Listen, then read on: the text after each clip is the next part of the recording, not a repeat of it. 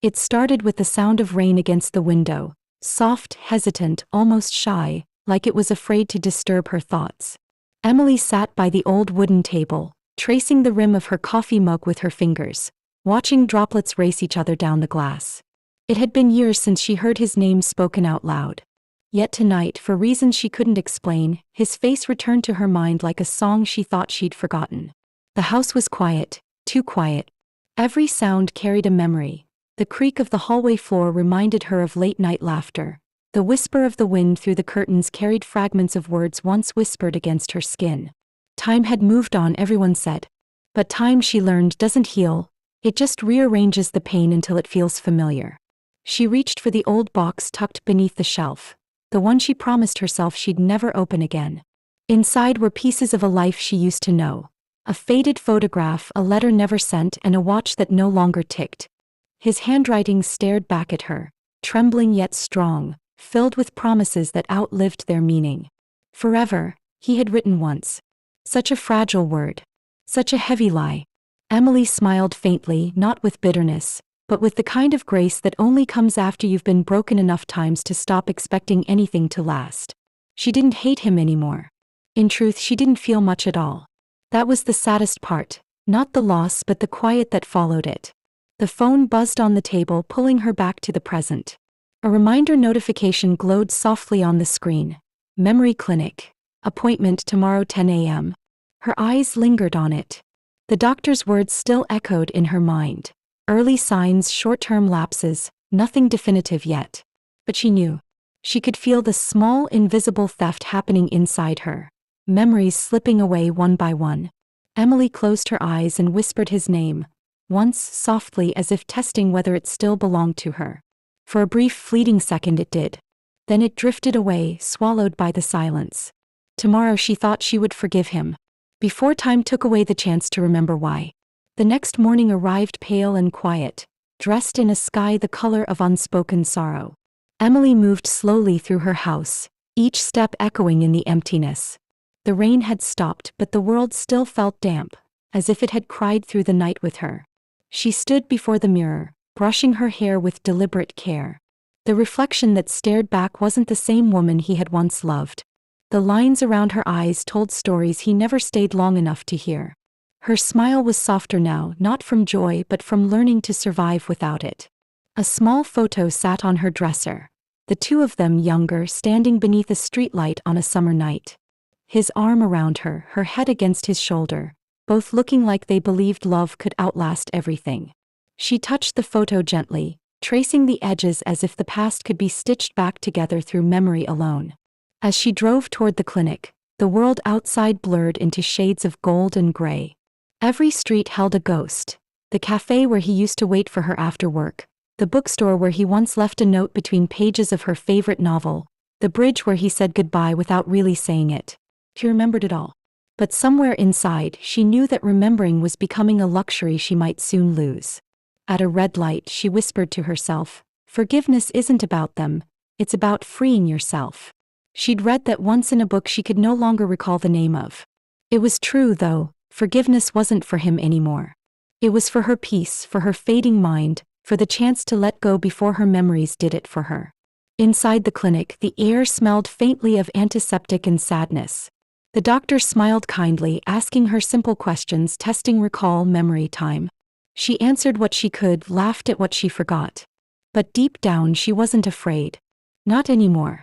That night when she returned home, she wrote his name on a slip of paper. Neat, careful handwriting, as if preserving something sacred.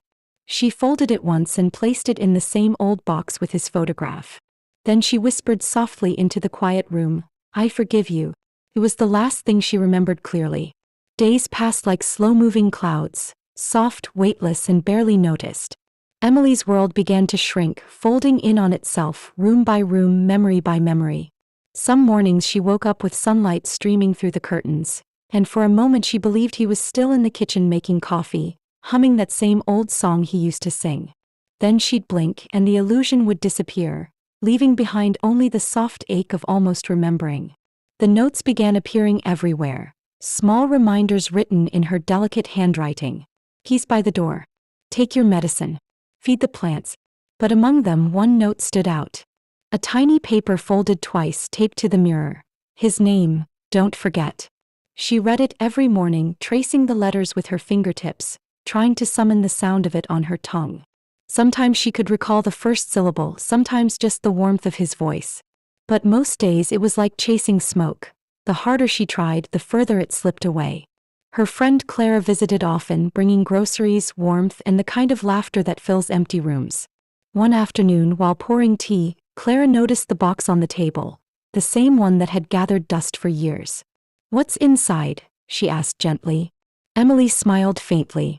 "My reminders of someone I'm trying not to lose." Clara hesitated, opening the lid with care. Inside lay the old photograph, the letter, and the folded note, his name. She looked at Emily, her eyes softening with quiet grief. "Do you want me to read it to you?" Clara asked. Emily nodded slowly, her gaze distant. The sound of his name filled the room like a ghost returning home. She closed her eyes, whispering it after her friend, letting it linger on her lips, as if by speaking it she could carve it into her heart one last time. That night she sat by the window again, the same window where it all began. The rain had returned, steady, rhythmic, forgiving. She pressed her forehead against the glass, whispering softly, "Wherever you are, I hope you found peace." Her words hung in the air, fragile and glowing, before fading into the sound of the rain. A whisper carried into the night, remembered by the world even if not by her. Morning came quietly, like a memory sneaking back for one last visit. The light slipped through the curtains in gentle stripes, touching the old photographs on the wall, the books left open, and the untouched cup of tea from last night. Emily stirred slowly, her body awake before her mind. For a moment, everything felt weightless. No past, no future, just a calm stillness she couldn't name. She moved to the kitchen, her steps soft against the wooden floor. On the fridge, the small notes fluttered in the breeze from an open window, tiny fragments of her life held up by magnets. Her eyes lingered on one. His name, don't forget. She stared at it for a long time, her lips parting slightly, waiting for the sound to come. But nothing did. The name that once carried 1,000 memories now sat just beyond reach, like a star she could see but never touch. A tear rolled down her cheek, not from sorrow, but from the quiet understanding that this was the moment she had been walking toward all along. Later she sat in the garden, the one he used to help her tend. Autumn had arrived early, leaves falling softly, painting the ground with gold and rust. She watched them drift, one by one, and thought how love is much the same. Beautiful when it's alive, but even more so when it learns how to let go. Clara joined her outside, wrapping a shawl around Emily's shoulders. "You look peaceful," she said softly. "I am," Emily whispered. "For a long time I carried him with me everywhere. But now I think he's finally free, and so am I." Clara smiled faintly, brushing a leaf from Emily's hair. "Do you remember his name?" Emily looked at her, eyes shining with the gentlest sadness. "No," she said with a small, knowing smile. "But I remember how it felt to love him. And maybe that's enough." The wind moved through the trees, carrying the scent of rain and earth. A soft reminder that even forgetting can be a form of healing. As the sky turned golden and the first chill of evening crept in, Emily closed her eyes and let the world fade quietly around her. Somewhere in that tender silence between memory and forgetting, forgiveness finally found its home. Weeks drifted by, each day folding into the next like the pages of a book nearing its final chapter. The world around Emily grew softer, quieter somehow, as if everything had agreed to move gently for her. The neighbors still waved from across the fence, children still played on the street, and life in all its persistence kept going. Clara continued to visit, reading aloud from Emily's favorite novels, though Emily often couldn't follow the story anymore. Some days she would smile and nod as if she remembered the words.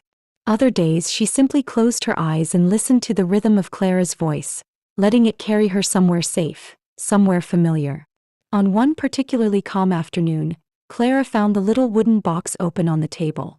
Inside everything was as it had been.